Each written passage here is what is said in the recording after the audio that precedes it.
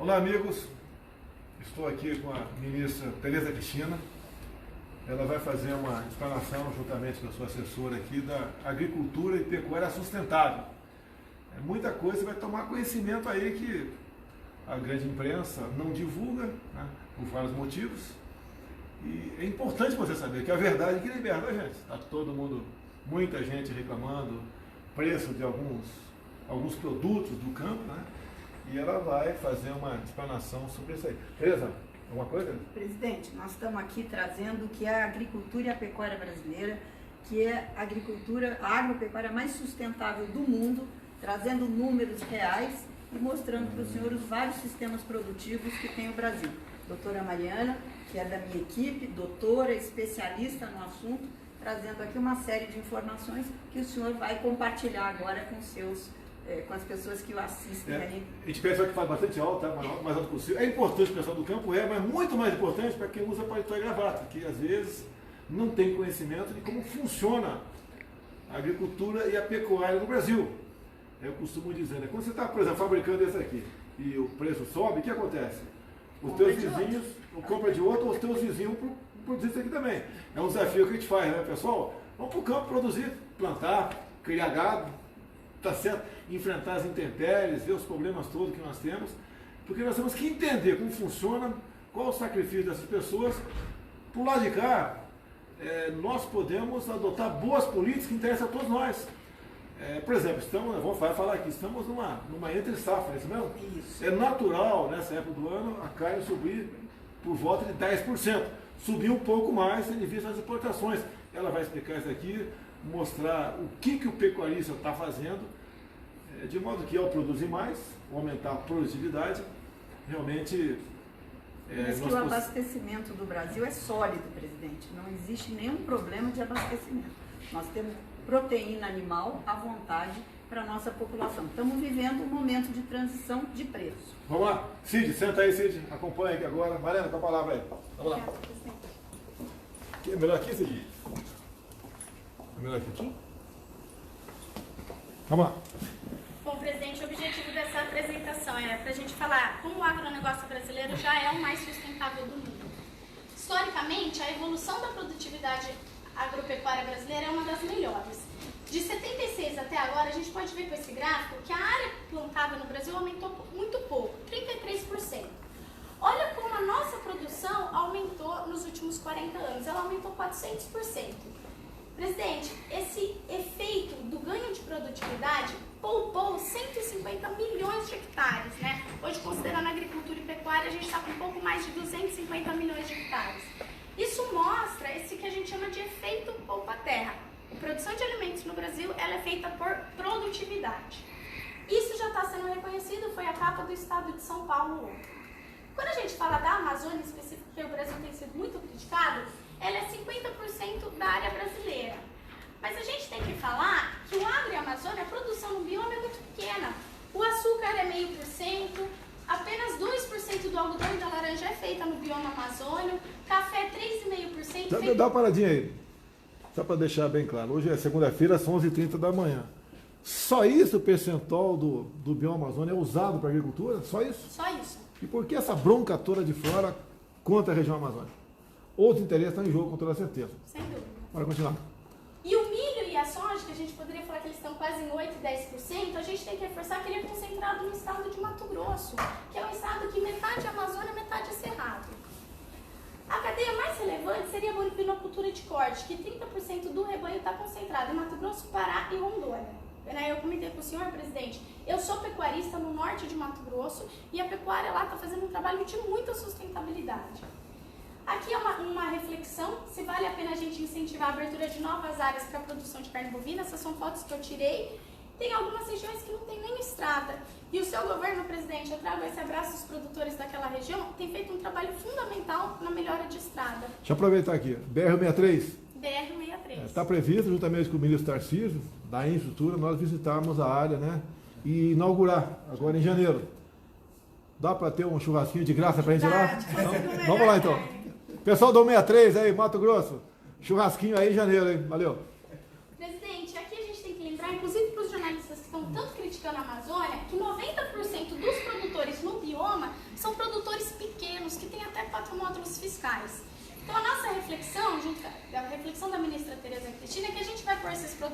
produzir commodity? Ou a gente tem que ter uma estratégia para bioeconomia, com produtos de valor agregado, valorizar e nos apropriarmos de alguns recursos que estão sendo roubados da nossa Amazônia? A pecuária melhorou, mas a produtividade ainda é muito baixa. E aí, quando a gente olha para a produtividade, a pergunta é: como é que o Brasil vai produzir uma carne mais barata? Isso mostra a evolução dos preços e mostra que o pico de preço, a ministra Tereza Cristina está fazendo um trabalho belíssimo em abrir mercado, o pico do preço veio do trabalho da senhora e também do pico da entre-safra. Hoje, 90% do gado é abatido terminado a pasto. Então, presidente, a gente tem estratégias para uma pecuária mais sustentável que aumenta a produção no período da entre-safra e evita esses picos de preço. E uma dessas tecnologias é o Plano ABC, que é o Plano de Agricultura de Baixa Emissão de Carbono. Ele é uma estratégia para a gente produzir alimentos mais baratos e de mais qualidade.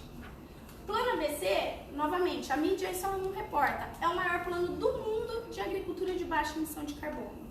São 50 anos de pesquisa, presidente. Que país no mundo que consegue plantar o milho, a braquiária junto, faz a colheita do milho e a gente tem o capim vindo verde dessa forma? Ele tem 7 programas, eu vou apresentar os resultados dos 7 ao final, presidente, mas eu escolhi 2 em especial: recuperação de pastagem degradada e integração lavoura-pecuária. Por que esses 2 programas são tão relevantes para o Brasil? Essa é a ocupação dos 851 milhões de hectares do Brasil. Presidente, 51% é floresta intacta. E aqui a gente tem que ressaltar o papel do produtor rural, que 13% da vegetação nativa que é mantida é feita dentro da propriedade rural. O Brasil tem o Código Florestal mais exigente do mundo também. Um produtor no bioma Amazônia, se ele tem 100 hectares, ele produz em só 20, porque os outros 80 é reserva legal. Mas o Brasil é o maior produtor do mundo de muitas commodities e grande exportador, utilizando apenas 29% do seu território. E se eu fizer a conta da área produtiva, tirando aquilo que é floresta e reserva, as áreas de pastagem são 60% da área produtiva do Brasil. Presidente, aqui nós temos uma produção de um animal por hectare e aqui uma média de produtividade de 50 quilos de carne. Nesse pasto bem manejado, a gente pode chegar a mais de 5 animais e mais de 500 quilos de carne. Bem manejado, está dizendo com irrigação? Não, aqui é manejo de pastagem, calcário, adubação, pasto rotacionado. Descanso de pasto. Descanso, integração. Você passa de 50 quilos para 500, 10 vezes mais. O que eu costumo falar, presidente, eu como pecuarista, é que aqui é o pecuarista entender que o pasto é uma cultura agrícola, que ele tem que fazer os mesmos manejos da soja, do milho. Aqui é um pecuarista que ele semeou o pasto há 10, 20 anos atrás e nunca mais fez um tratamento, né? Então, assim, não tem produtividade. E a minha área de pesquisa é justamente quanto é que custa. Presidente, produzir nessa área custa R$160 por arroba, de acordo com os dados do IMEA e do CPE. Aqui, a gente pode, aqui eu vou apresentar no final um caso real da Fazenda Santa Brígida, que você chega a R$70 por arroba. Eu, na minha propriedade, produzo a menos de R$100. Então, a gente pensar na tecnologia de manejo de pastagem é produzir uma carne mais barata. E o Brasil está dando um show, presidente. A meta até 2020 era recuperar 15 milhões de hectares e só em pastagem já foram recuperados 32 milhões de hectares. 213%. 213%. Que país fez isso? Ao final eu vou mostrar um comparativo entre países, considerando todas as tecnologias, presidente. Nós já recuperamos 1,5 vezes o território da Alemanha. Essa foto eu tirei em julho, lá próximo a Campo Grande, mas ela cada vez menos ela é a realidade. Precisava ser próximo a Campo Grande. Mas... É a área da ministra Tereza Cristina aqui, Mato Grosso do Sul. Aqui. Eu já morei lá em Nioaque por 3 anos e por uma vez plantei alguns hectares de arroz. Não é fácil. Não é fácil. Não quero plantar nunca mais. A vida do produtor é super difícil. E eu falei, presidente, numa entrevista, que esse momento de carne alta é o momento do brasileiro reconhecer a importância do produtor rural. Né? E aqui tem 25% das passagens com alto grau de degradação já foram recuperadas. Presidente, aqui eu queria reforçar o papel do seu governo, do nosso governo, né, ministra? Sim. Nós só temos esse número porque esse ano a equipe, né, e nós direcionamos recursos para medir. E essas são mensurações desse ano. E o segundo programa é o Sistema Integrado. Presidente, que país do mundo que você olha uma imagem dessa? Olha, a área de APP protegendo os rios, a gente vê a reserva legal. Olha que paisagem que é a agricultura brasileira. ao fundo diversidade, o boi na frente, Soja. o boi de alta qualidade. Né? Isso é a foto do agro brasileiro que o mundo não está mostrando. O Brasil faz 3 safras por ano, na mesma área, que era o que a ministra estava falando. Em outubro, presidente, a gente planta a soja. Depois de 90 a 120 dias, a gente colhe a soja. Olha essa foto, presidente. Isso é proteção de solo. A infiltração dessa água seja ser comparado com uma área de vegetação nativa. Eu estou protegendo o solo, eu estou fixando carbono. Eu fiz o plantio direto. Chegou fevereiro, eu colhi a soja, eu planto milho junto com a braquiária. Eu colhi o milho em maio, olha a qualidade da minha pastagem. Eu conheço produtores que têm essa qualidade de pastagem até quase meados de setembro. De novo, todas as fotos a gente vê a vegetação ao fundo. E se nós fizermos o programa de irrigação que o seu governo quer fazer, nós vamos ter a 4ª safra, presidente. 4 safras por ano? 4 safras por ano na mesma área. O pessoal lá fora tem Na que fazer mesma muita área. campanha contra o Brasil, né? Dizer que Exatamente. estamos tocando fogo na Amazônia, que estamos aí derrubando matas à vontade, jogando óleo no mar, tem que fazer muita campanha contra o Brasil. Mas a grande parte dos países não entraram nessa. É uma minoria que teima nessa tecla para tentar tirar aí o mercado nosso aí fora. Presidente, existe um desconhecimento enorme sobre o Brasil. Um país como o nosso, de dimensão continental, que nós temos colheitas, plantios e colheitas o ano inteiro, pelo tamanho e pela diversidade do nosso clima, talvez por esse tamanho continental. Vai, Mariana. Bom, e aqui, presidente, isso ilustra uma foto aérea de Brasília no mês de julho. Brasília está seca. Olha essa área, essa inclusive é lá em Terenos, uma área de integração lavoura-pecuária. Aqui era soja, entrou a pastagem, não tem irrigação. Olha a altura do pasto, essa foto eu que tirei dia 26 de julho. Olha o potencial da nossa produtividade de produzir carne mais barata e de qualidade. Presidente, de fato o senhor e todo mundo já está comendo uma carne mais mole, a gente deixou aquela carne dura. Animais em Mato Grosso, em 2003, eles não eram nada do abate. Hoje, 17% do abate do estado de Mato Grosso já são animais jovens de até 2 anos, uma carne de mais qualidade, mais sustentável. Presidente, a gente tem potencial de fazer 100% dos animais até 2 anos. O Brasil tem potencial sem derrubar uma árvore.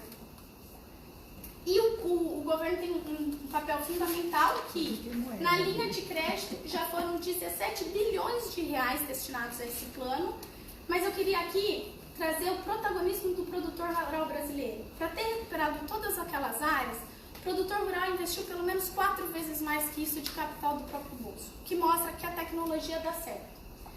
Vou apresentar, presidente, os resultados por cada tecnologia. Então, eu comecei falando de recuperação de pastagem. A meta era 15 milhões de hectares e estamos em 32,2, 214% da meta. Na integração, era 4 milhões e nesse período de 2010 a 2018 já foram 5, 6. Mas a área de períodos anteriores já estamos com quase 15 milhões de hectares de sistema integrados. Presidente, sistema de plantio direto, também superamos as metas. O único que o Brasil ainda não superou as metas são as florestas plantadas, porque o preço do eucalipto está muito ruim. Fixação biológica de nitrogênio também está dando um show, mas eu queria reforçar. Tratamento de dejetos animais. A meta era recuperar 4,4 milhões de metros cúbicos, a gente já está em 32, 746. Para quem nós colocamos essa meta, Mariana? Voluntariamente, o Brasil era só para o país desenvolvido assumir meta, o Brasil voluntariamente foi lá e assumiu essas metas. Onde? Em Copenhague. Presidente, quando eu falo do tratamento de dejetos, não é uma solução ambiental. Isso diversifica a renda do produtor, melhora a vida dele. Então, considerando todas as tecnologias, é para gringo aplaudir. A meta era 35,5 milhões de hectares, nós já estamos com 59 milhões. É 167% da meta. Isso é da COP de Copenhague. Isso, Que está finalizando esse ano. Mais que dobramos a meta. Mas, É isso que tem que falar lá em Madrid. presidente, isso equivale à área da região sul do Brasil, ou 25% da área agricultável. Que país que fez isso? Isso é 1,5 vezes o território da Alemanha. E aí, presidente, mudanças climáticas existem? Eu acho que a gente está assim, numa discussão, o radinho de pilha. Né? Tem muito pesquisador bom, de credibilidade, que mostra que não existe. Mas o barulho que a opinião pública e alguns jornalistas estão fazendo é quase um Rock in Rio. Aí eu coloquei uma reflexão. Se elas existem ou não, presidente, nós temos resultados para quem acredita. Então o Brasil tem a solução para isso. A absorção de gases de efeito estufa dessa tecnologia, presidente, é só um co-benefício. O objetivo do Ministério da Agricultura é produzir mais alimentos mais baratos com mais renda para o produtor. Nós já absorvemos no mínimo 200 milhões de toneladas de carbono equivalente. Presidente, a minha equipe está melhorando isso, mas pode chegar a 400. A gente está refinando a metodologia. E não ganhamos nada por isso. Não recebemos nada. Presidente, se chegar a 400 milhões, a gente está absorvendo o que a Noruega emite todos os anos. Então, de fato, hoje a gente já absorve 50% das emissões da Noruega. A Noruega é um dos países mais ativos, né, contra o Brasil. Isso. Acho que é importante voltar para aqueles slides para fixar bem, porque nós temos um ativismo baseado na Noruega, na Holanda, na França, contra o Brasil, e lembrar esse dado. O que nós já fizemos, ela está absorvendo toda a emissão de carbono da Noruega. E as ameaças em relação à Amazônia devem ser levadas em consideração, e o governo norueguês precisava, ao contrário, agradecer o que o Brasil está fazendo. O pessoal dessa área, dessa região, gosta de matar baleia, não gosta não? Mata baleia. Imagina se o Brasil matasse uma baleia. Não vamos liberar a caça da baleia no Brasil não, fica tranquilo, pessoal. Prossiga aí. Presidente, eu sou pesquisadora, eu falo para minha equipe que eu tenho alma de pesquisadora. Isso é a capa da revista científica Nature Climate Change. Então, eles mostram que se houver, desconsiderando a questão das emissões por mudança de uso de terra, se o aumento da produção for com aumento de produtividade, a produção de carne bovina brasileira pode diminuir as emissões de gases de efeito estufa. Aqui eu fiz uma simulação que, inclusive, o Basílio e a ministra me pediram ontem. Hoje, o consumo de carne no mundo é de 10 quilos por pessoa ano. Se a pecuária de corte, aqui é um levantamento real do Vale da Pecuária, né? Então, o que a gente pegou? As top 25% das propriedades que mais têm produtividade. Intensifica. A gente só o Brasil sai de 10 quilos para quase 15 quilos de oferta mundial, presidente. Se a gente chegasse na top 1% de produtividade, o Brasil poderia oferecer para o mundo quase 60 quilos de carne bovina de produtividade ano. Isso mostra que esse cenário futuro da FAO de precisar de 70% mais alimentos e de carne, o Brasil pode atender isso sem derrubar uma árvore. Por que o produtor investe nessas tecnologias? Vou dar um caso real. Olha essa imagem, eu vejo sem proteção da vegetação ao redor, vejo solo exposto, erosão. Essa propriedade em 2006 tinha R$200 de prejuízo por hectare ano. Infelizmente, essa é a realidade muito pecuarista no Brasil e gerava 3 empregos. Essa é a foto da Santa Brígida em 2017. Então, a gente vê uma diversidade de produção, eu consigo ver já uma estrutura de confinamento ao fundo. Hoje, eles têm R$2.750 de lucro por hectare ano, que mostra que as tecnologias geram renda para o produtor e gera 28 empregos na mesma área, presidente. Quanto custa? Eu já falei no slide anterior. Esse custa R$160. Um sistema intensificado custa muito menos. Por que o produtor aumenta a renda, né? Porque ele diminui o custo e ele aumenta o volume de carne que ele produz na mesma área. Então, presidente, já chegando ao final, quando eu olho entre essas duas imagens, nós estamos falando de mais produção, mais renda, menor risco para o produtor, porque ele está diversificando a sua produção, alimentos mais baratos, isso afeta a inflação, né? A gente sabe que quase metade da população brasileira ganha até um salário mínimo, gasta boa parte da sua renda em consumo, e mais benefícios sociais. Um co-benefício de tudo isso é a conservação ambiental. O Brasil tem uma estratégia para o futuro, o mundo vai demandar 70% mais alimentos e 40% mais água.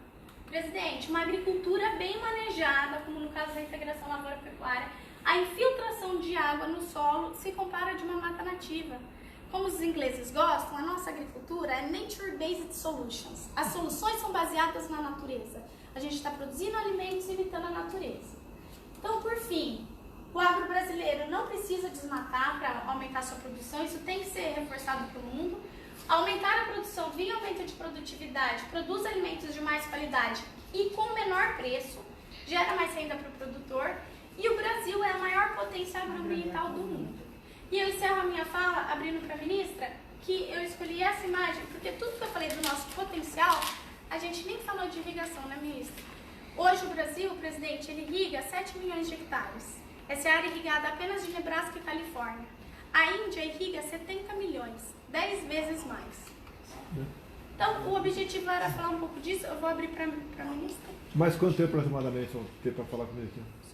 Não, acabou. Quer falar? Eu só queria... Deixa a ministra. Fica aí você.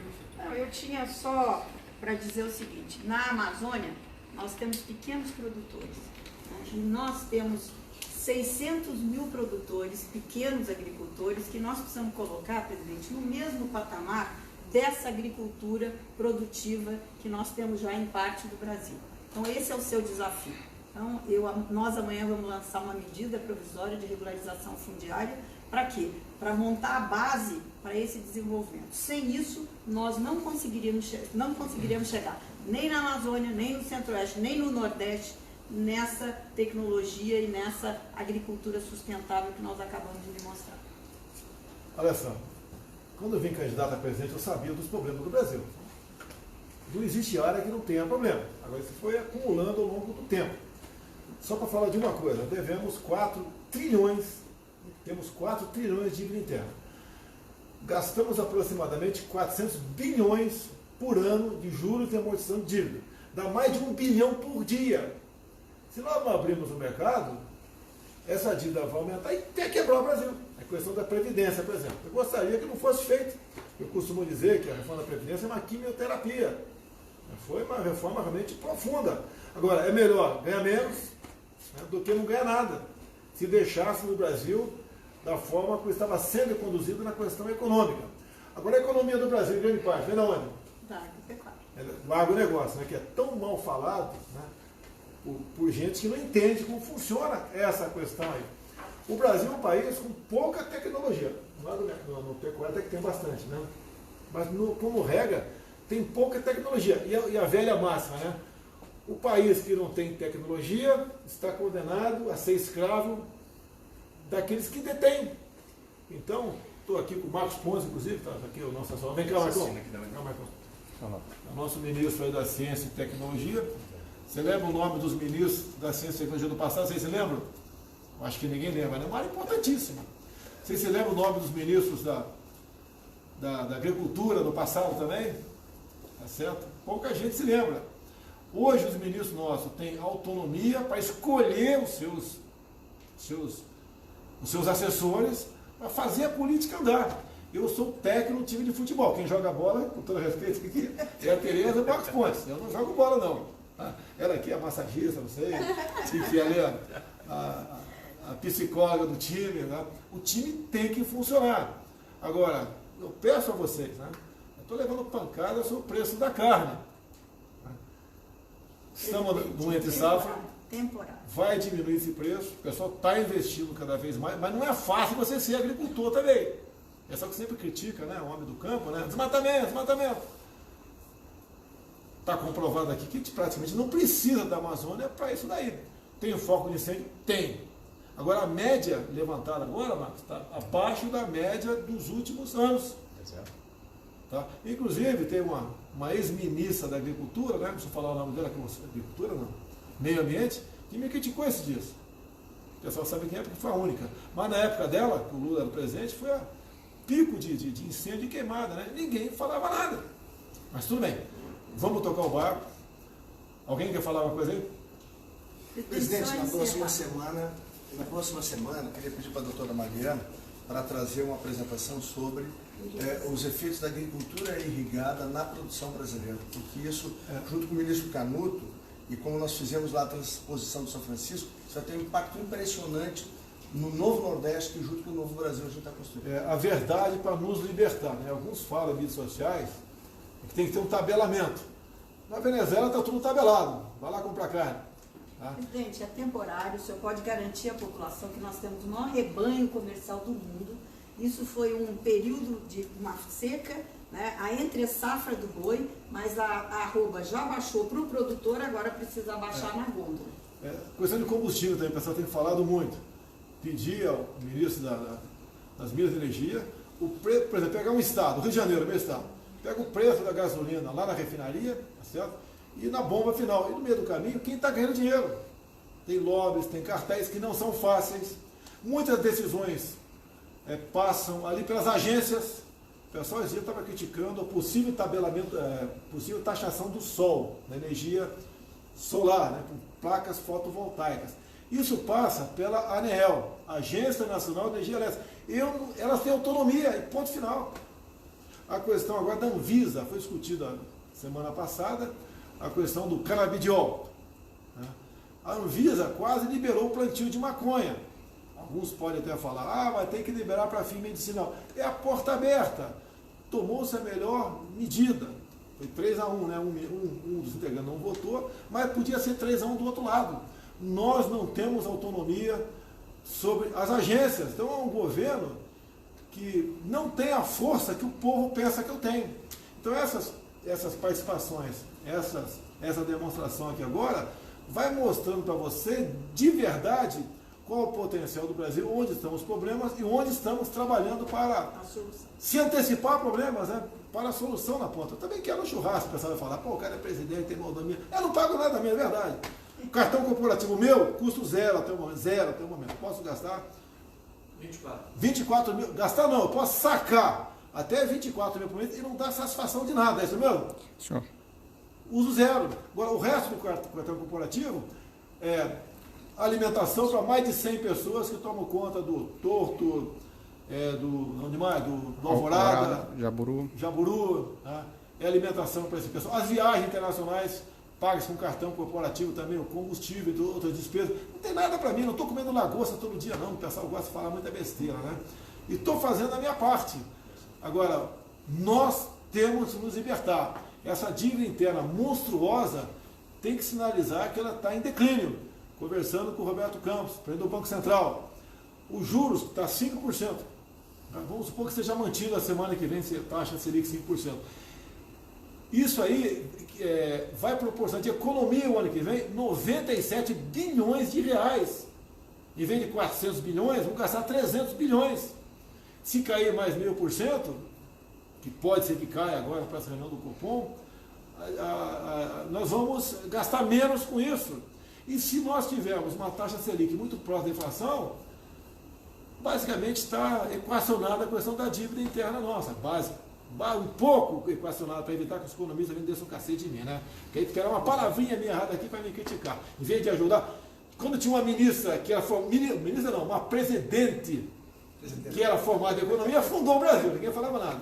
Quando eu falei que não entendia, você acha que entende agricultura? Não entendo nada, essas duas aqui entendem 200 vezes mais do que eu. Eu não me meto no trabalho deles. Não vou na canetada diminuir o pé da carne, né? Com certeza. Até porque você daria mercado. Passaria uma rasteira em mim aí, tá certo? Isso é mercado. O Brasil tem jeito, vai dar certo. Obrigado, Tereza. Fala, Marcão. Uma coisa só que eu queria ressaltar é o seguinte, isso aqui é uma aplicação, um exemplo de aplicação da tecnologia em uma das áreas. A tecnologia está em muitas áreas e uma das coisas que nós temos nesse governo, que eu digo que é um dos melhores exemplos de funcionamento, é a participação dos ministérios juntos, trabalhando juntos, coordenados pela Casa Civil, e isso nos dá um potencial de sucesso muito grande. Vai dar meio-dia, tem um almoço agora que é um ato de serviço, né? Mais uma coisa? Não, obrigado. Mais uma coisa? Obrigado. Até a semana que vem. Muito obrigado, pessoal.